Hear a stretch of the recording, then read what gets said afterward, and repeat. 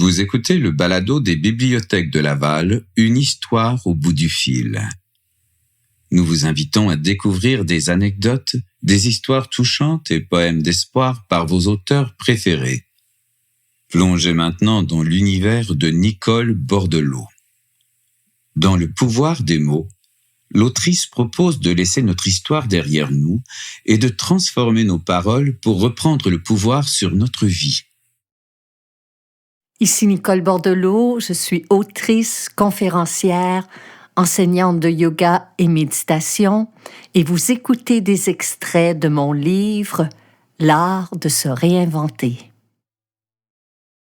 Page blanche. Ma vie est comme un grand livre qui s'ouvre chaque jour devant moi. Mes pensées et mes paroles sont de l'encre noire. Le matin, une page toute blanche, toute neuve s'offre à moi. Mon histoire, chaque jour, débute avec les mots « je suis ». Ce qui vient après ces deux mots me définit, me limite, m'enrichit ou me poursuit. Si je répète chaque jour que je suis maladroite, que je suis incapable, que je suis malheureuse, que je suis malade, non seulement je le suis, mais je le reste. Aujourd'hui, prêtez attention aux mots « je suis ». Ce qui suit ces mots trace votre histoire en devenir. Le pouvoir des mots. Il y a quelques années, alors que j'étais en pleine consultation avec un spécialiste renommé des maladies du foie, j'ai reçu une leçon de vie inestimable qui fut l'une des étapes les plus importantes dans mon parcours de réinvention.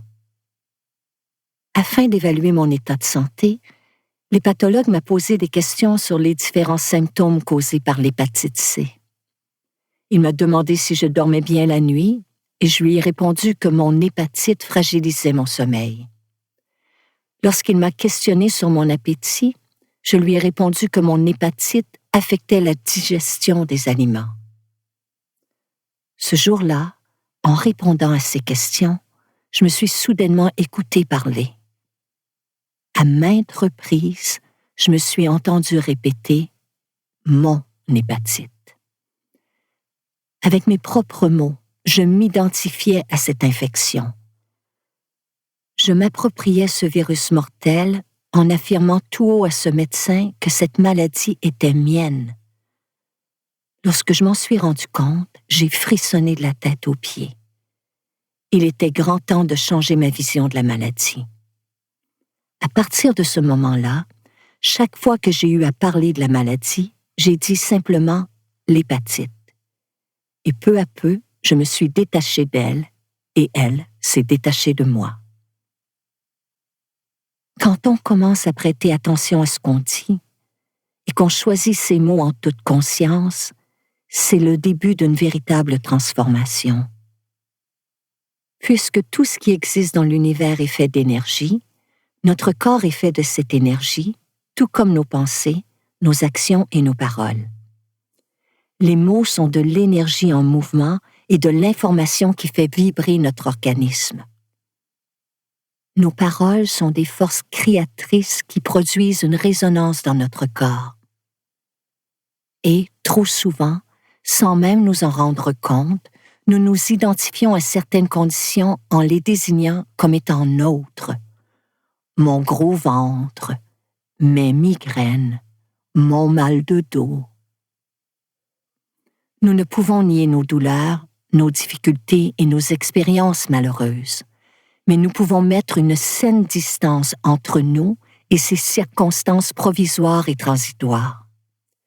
Ces situations ne sont pas ce qu'on est. Elles vont et viennent, et peu importe leur durée, dès qu'on cesse de les considérer comme étant soi ou siennes, on reprend le pouvoir. Aujourd'hui, assurez-vous que vos mots participent à votre guérison et à votre transformation. Prêtez attention à vos paroles et ne mettez jamais un point final au bout d'une phrase négative, surtout si elle vous concerne.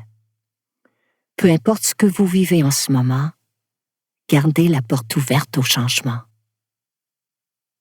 Aujourd'hui, laissez derrière vous votre vieille histoire et laissez la vie vous en proposer une toute nouvelle.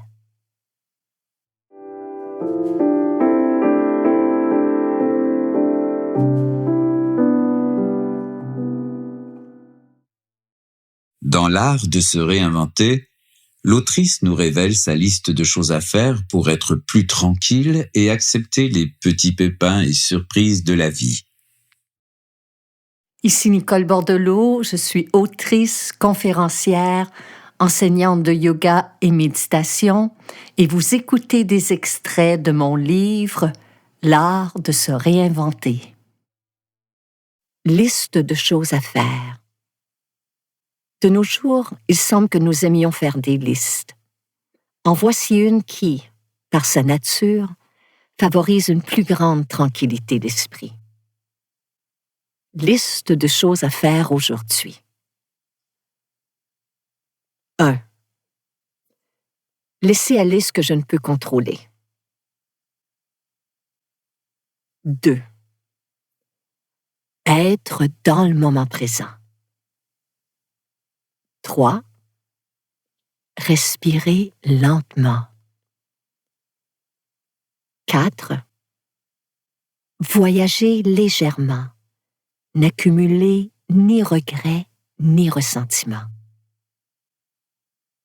5. Cultiver le sens de l'humour.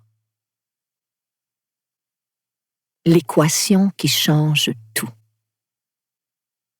L'autre jour, j'ai entendu une personne dire à une autre « J'ai tellement hâte d'avoir réglé tous mes problèmes, je vais enfin pouvoir vivre en paix. » Aujourd'hui, une grande partie de nos problèmes provient justement du fait que l'on croit que la vie devrait être prévisible et s'écouler comme un long fleuve tranquille. De nos jours, en raison de l'accélération massive du rythme de vie, notre horaire est réglé au quart de tour. Nos agendas sont planifiés des semaines à l'avance et nous dressons des listes sur tout et pour toutes sortes de choses. Sans nous en rendre compte, nous sommes devenus des accros de la planification à court et à long terme et nous insistons pour que la vie réponde exactement à nos besoins, à nos attentes et à nos exigences au moment même où nous le souhaitons. L'un des enseignements qui m'ont été les plus utiles pour affronter les petits irritants du quotidien est celui de voir la vie comme une équation mathématique. Dans une seule journée, dans environ 70% des cas, vous pouvez vous attendre à ce que les choses se déroulent bien ou à peu près comme vous les aviez prévues. Mais sachez aussi que 30% de votre journée sera constituée de petits pépins et de surprises de toutes sortes. La prochaine fois que vous buterez contre un obstacle, dites-vous que vous êtes dans le 30% de votre journée et que cela ne durera pas toujours. En attendant, respirez profondément en vous disant simplement qu'il vous reste 70% des chances que malgré tout, le reste de votre journée se déroule très bien.